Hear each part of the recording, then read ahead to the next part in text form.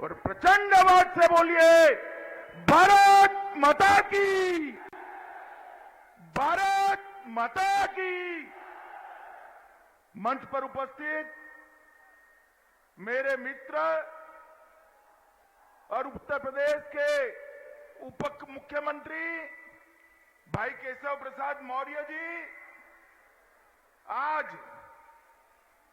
जिनके निमंत्रण पर मैं आया हूं, आगे आइए राजू भैया, हमारे राजवीर सिंह जी, राजू भैया जी, केंद्रीय मंत्री श्री अर्जुन राम मेघवाल जी, श्री BL वर्मा जी, हमारी सांसद संघमित्रा मौर्य जी, हमारे सांसद धर्मेंद्र कश्यप जी, क्षेत्रीय अध्यक्ष माहेश्वरी जी, श्रीमती रत्नेश कश्यप जी, देवेंद्र राजपूत जी, ममतेश साक्य जी, वीरेंद्र सिंह जी, श्री KP सिंह जी, और आज इतनी बड़ी संख्या में उपस्थित, जहां पर भी नजर जाती है मुंड ही मुंड दिखाई पड़ते हैं। इतनी बड़ी संख्या में उपस्थित भारतीय जनता पार्टी के मालिक, ऐसे वज्र क्षेत्र के मेरे सभी भाइयों और बहनों को मेरा प्रणाम। मित्रों, मैं आज यहां आया हूं, ये वज्र क्षेत्र जिन्होंने रामचरितमानस की पूरे विश्व को भेंट दी, ये तुलसीदास जी की जन्मभूमि है। वराह अवतार असुरों के संहार के लिए विष्णु ने वराह अवतार का भी यहां पर ही लिया था। वीर क्रांतिकारी महावीर सिंह राठौड़ की ये भूमि को मैं बार बार प्रणाम करता हूं मित्रों, और मेरे जीवन में मैं भूल नहीं सकता, यहां पार्टी ने ढेर सारे मेरे बाबूजी के साथ फोटो लगाए हैं। बाबूजी अगर मेरा मार्गदर्शन न करते तो 14, 17 और 19 का विजय संभव ही नहीं था। ये कल्याण सिंह जी थे जिन्होंने पहली बार उत्तर प्रदेश के अंदर सुशासन की बात करी। पहली बार उत्तर प्रदेश के अंदर पिछड़ों की बात करी। पहली बार पिछड़ा समाज को अपना अधिकार देने का काम महान कल्याण सिंह जी ने किया था मित्रों। और जब मैं यहां आया हूं तब, आज बाबूजी हमारे बीच में नहीं है, मगर मैं यहां जो भीड़ देख रहा हूं, आते हुए रोड पर मैंने जो भीड़ देखी है, वो बताती है कि बाबूजी का स्मरण आप लोगों के मन में जस का तस पड़ा है, जस का तस पड़ा है। यही कल्याण सिंह जी थे। जब समय आया कि राम जन्मभूमि का मंदिर बने या मेरी कुर्सी जाए, उत्तर प्रदेश जैसे राज्य की कुर्सी को 2 मिनट में ठुकराकर प्रभु श्री राम के मंदिर की रास्ता साफ कर दिया था। मित्रों, आज मैं बड़े हृदय से बाबूजी की स्मृति को बार बार प्रणाम कर कर उनको श्रद्धांजलि देता हूं। मित्रों, आज ये जन विश्वास यात्रा पर यहां आई है। 6 क्षेत्रों में यात्रा घूम रही है। यूपी की सभी 400 सीटों पर ये यात्रा जाने वाली है। मेरे पास कार्यकर्ताओं की रिपोर्ट आती है, जहां से भी यात्रा गुजरती है, ऐसी ही भीड़ सब जगह होती है, ऐसी ही भीड़। इसका कारण है उत्तर प्रदेश में एक बुआ बबुआ ने जो सरकारें चलाई, वो सभी का विकास करती थी क्या? करती थी क्या? सपा के राज में आपका भला होता होता था क्या? बसपा के राज में आपका भला होता था क्या? वो नहीं कर सकते। एक जातिवादी पार्टियां है, एक परिवारवादी पार्टियां है। सब समाज को साथ में लेकर केवल और केवल मोदी जी के नेतृत्व में भारतीय जनता पार्टी ही आगे बढ़ सकती है। मित्रों, भारतीय जनता पार्टी ही आगे बढ़ सकती है। इसीलिए मोदी जी के नारे के समर्थन में सबका साथ, सबका विकास, सबका विश्वास, इसको एक जन विश्वास यात्रा को सफल आप इसीलिए कर रहे हैं। मित्रों, मैं आज इस रैली के जाकर ये सारे मीडिया के मित्र हैं, उनके सामने कहने आया हूं कि इस बार भाजपा 300 पार। मेरे साथ बोले, इस बार भाजपा। पीछे तक बोले, इस बार भाजपा, इस बार भाजपा। मित्रों, ये बाउंड्री मत लगाने का मौका है। बाउंड्री लगाने से कोई भी अच्छा बैट्समैन गलती कर सकता है क्या? बताओ भाई, बताओ कर सकता है? मुझे बताओ 2014 में कौन जीता? जोर से बोलो, कौन जीता? 17 में कौन जीता? 19 में कौन जीता? और 22 में कौन जीतेगा? तो बाउंड्री लगेगी या नहीं लगेगी? चौका लगेगा या नहीं लगेगा? तो मेरे कासगंज के युवाओं को ये चौका लगाना है। मित्रों, मैं पहले यूपी का प्रभारी रह चुका। 13-14 में, अरे भैया आप लोग बैठ जाओ, जरा बैठ जाओ, कुछ नहीं होगा। ए हवलदार साहब, ओ हवलदार साहब, आप बैठ जाइए। मित्रों, 2014 में मैं यहां चुनाव का प्रभारी था और 2014 में मैं जहां पर भी जाता था एक ही बात आती थी, ये सपा के गुंडे परेशान कर रहे हैं। करते थे या नहीं करते थे? 17 में करते थे या नहीं करते थे? हर जिले में एक दादा होता था या नहीं होता था? होता था या दादा नहीं होता था? आज हनुमान दादा के अलावे कोई दादा कोई जिले में नहीं होता। कानून और व्यवस्था की परिस्थिति इतनी खराब हो गई थी कि लोग अपनी बच्चियों को स्कूल में, कॉलेज में भेजने से कतरा रहे। और 5 साल के अंदर ही योगी आदित्यनाथ के नेतृत्व में सारे गुंडे यूपी से पलायन कर गए हैं। पलायन, पहले लोगों का पलायन होता था, अब गुंडों का पलायन हुआ है। मित्रों, मैं आपको बताने आया हूं, ये यूपी की महान जनता ने ही मोदी जी को 14 और 19 में पूर्ण बहुमत दिया। मोदी जी की झोली कमल से आपने भर दी। भरी या नहीं भरी? भोले शंकर की तरह उत्तर प्रदेश की जनता ने मोदी जी पर आशीर्वाद बरसाया है, भोले शंकर जी।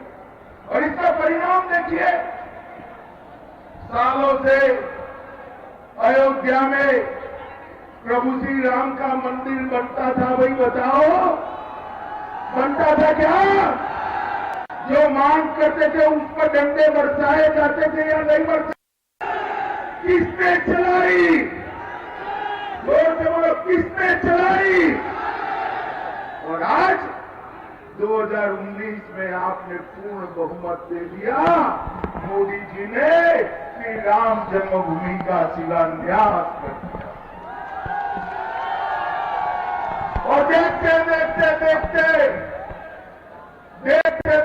देखते कुछ ही महीनों में आकाश को छूने वाला प्रभु श्री राम का मंदिर वहां पर बनने वाला है मित्रों, प्रभु श्री राम। मुझे बताइए, ये मंदिर का विरोध करने वाले फिर से अलग अलग बात लेकर आए हैं, इनका साथ देंगे आप? देंगे? निर्दोषों पर गोली चलाने वाले आए हैं, आप साथ देंगे उनका? निर्दोषों पर डंडा चलाने वाले आए हैं, आप साथ देंगे उनका? देंगे? मित्रों, मोदी जी काशी से संसद सदस्य बने, औरंगजेब के समय से बाबा विश्वनाथ का दरबार सूना पड़ा था। करोड़ों लोग वहां जाते थे, दूध चढ़ाते थे, गंगा जल चढ़ाते थे, मगर एक कसक रह जाती थी, मेरे बाबा विश्वनाथ का दरबार बंजर पड़ा। अभी कुछ दिन पहले आपने देखा होगा, काशी विश्वनाथ का दरबार मोदी जी ने ऐसे सजाया है जिससे इतने सालों के विश्वास का परिमार्जन होगा। मित्रों, आज मां गंगा से जल लेकर बाबा पर अभिषेक करना है तो बीच में कुछ नहीं आता है। आप अभिषेक कर सीधा चले आ जाते हो। औरंगजेब से लेकर आज तक जितने लोगों ने जी चलाया, वो सभी लोगों को शांति का मार्ग नरेंद्र मोदी जी ने प्रस्तुत किया है। मित्रों, मोदी जी की सरकार बनी, हम कहते थे हम धारा 370 को हटाएंगे। ये हमें कहते हैं कैसे हटाओगे? अरे यूपी वालों ने पूर्ण बहुमत दे दिया। 5 अगस्त 2019 को मोदी जी ने कश्मीर से धारा 370 को उखाड़ कर कश्मीर भारत मां का मुकुट बनी, आज भारत का अखंड हिस्सा बनकर पड़ा। हमने 370 घटाई। मुझे बताओ, अखिलेश ने इसका विरोध किया या नहीं किया? जोर से बोलो, किया या नहीं किया? ये कांग्रेस पार्टी ने किया या नहीं किया? ये हाथी वालों ने किया या नहीं किया? 370 हटाने का विरोध करने वालों को वोट दे सकते हैं क्या? जोर से बोलो, दे सकते हैं क्या? मित्रों, मोदी जी ने देश को सुरक्षित करने का काम। पहले कांग्रेस का शासन था, आए दिन आतंकवादी घुस जाते थे, हमारे लोगों को मारकर, हमारे जवानों को मारकर चले जाते थे, दिल्ली के माथे पर छू नहीं देंगे। होता था कुछ? होता था? आपने मोदी जी की सरकार बनाई, पुलवामा में हमला किया, उरी में हमला किया। ये भूल गए कि इस बार कांग्रेस की सरकार नहीं है, मनमोहन सिंह प्रधानमंत्री भी नहीं है, इस बार भाजपा की सरकार है और नरेंद्र मोदी जी प्रधानमंत्री है। नरेंद्र मोदी 10 ही दिन के अंदर सर्जिकल स्ट्राइक और एयर स्ट्राइक कर पाकिस्तान के घर पे घुसकर बदला देने का काम नरेंद्र मोदी जी ने किया है। मित्रों, नरेंद्र मोदी पूरे प्रदेश में पहले दंगे होते थे, अब प्रदेश में यूनिवर्सिटियां बन रही है, मेडिकल कॉलेज बन रहे हैं, हवाई अड्डे बन रहे हैं, उद्योगों का जाला बिछाया है और प्रदेश गुंडा राज से मुक्त हो गया। अखिलेश जी, क्या देखकर वोट मांगने निकले हो? आपको यूपी की जनता जानती है, आपके 5 साल में 700 से ज्यादा दंगे हुए थे। 700 से ज्यादा। योगी जी के शासन में 4.5 साल में किसी की हिम्मत नहीं है एक भी दंगा करे। होते हैं क्या? मित्रों, डकैती के अंदर 70% की कटौती हुई है, लूट में 63% की कटौती हुई है, अपहरण और फिरौती में 50% की कटौती हुई है और बलात्कार में 65% की कटौती हुई है। माताओं और बहनों को सुरक्षा करने का काम भारतीय जनता पार्टी की सरकार ने किया। मित्रों, हमने कोरोना आया, मोदी जी ने सभी कोरोना ग्रस्त लोगों को बचाने के लिए 130 करोड़ को मुफ्त टीका लगाने का काम किया। आपका टीका लग गया है, नहीं लगा है भाई? जोर से लगा है, नहीं लगा है? कुछ देना पड़ा है क्या? कुछ देना पड़ा है क्या? और अब मोदी जी ने घोषित कर दिया 15 से 18 की आयु वाले युवाओं को भी टीका लगना है। 15 से 18 की आयु। मित्रों, हमने, अरे भाई चिल्ला लेने दो उसको जरा, चिंता मत करो। मित्रों, हमने पूरे उत्तर प्रदेश में विकास का काम किया। हर जिले में पहले एक बाहुबली हुआ करता था, अब हर जिले में एक उत्पाद है। पहले हर जिले में एक मिनी सीएम हुआ करता था, आज हर जिले में एक इंडस्ट्री लगी है।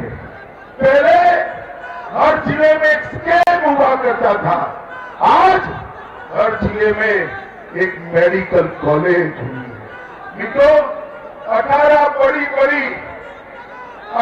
बड़ी बड़ी सिंचाई योजनाएं भारतीय जनता पार्टी ने शुरू की और 18 में से 17 योजनाओं को समाप्त करने का काम भारतीय जनता पार्टी ने किया है।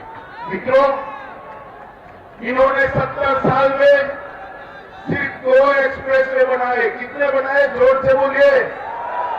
70 साल में इन्होंने 2 एक्सप्रेसवे बनाए। कितने बनाए? और भारतीय जनता पार्टी ने 4.5 साल में 5 एक्सप्रेसवे बनाने का काम किया है। उन्होंने 17 साल में 12 मेडिकल कॉलेज बनाए। कितने बनाए? जोर से बोलिए, कितना बनाया? हमने 5 साल में 30 मेडिकल कॉलेज बनाने का काम ये भारतीय जनता पार्टी की सरकार है। उनके समय में 17 साल में 1900 सीटें थी, आज 3800 सीटें है। कितनी है? तो विकास करना है तो कोई भी सपा या बसपा नहीं कर सकता। मित्रों, गन्ना का प्रदेश है। योगी जी ने 20 चीनी मिलों का आधुनिकीकरण और विस्तार किया है। गन्ना किसानों का 90% भुगतान किया है। 1,48,000 करोड़ रुपया, 1,48,000 करोड़ रुपया गन्ना किसानों का बकाया चुकाने का काम भारतीय जनता पार्टी की सरकार ने किया। और चीनी के दाम भी ठीक मिल रहे हैं।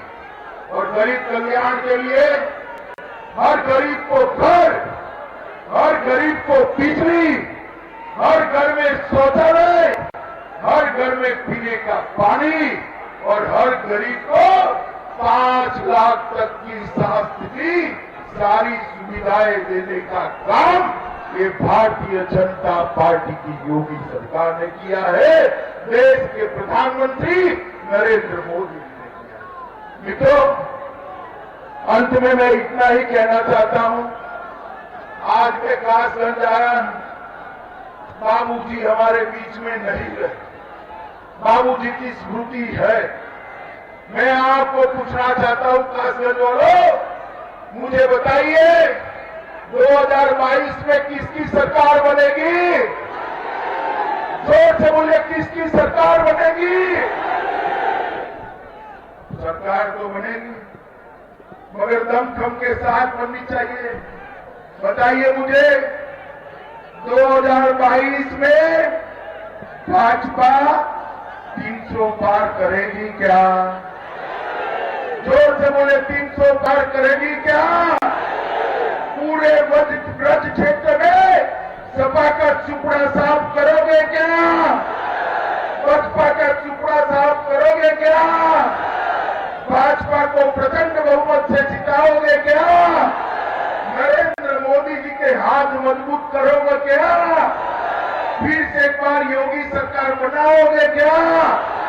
तो मेरे साथ दोनों हाथ उठाओ, उठाइए दोनों हाथ, विजय के संकल्प की मुट्ठी पीछे और प्रभु श्री राम का जयकारा लगाना है। मेरे साथ लगाइए, बोलिए जय श्री राम, जय श्री राम, जय जय श्री राम, जय श्री राम, वंदे मातरम।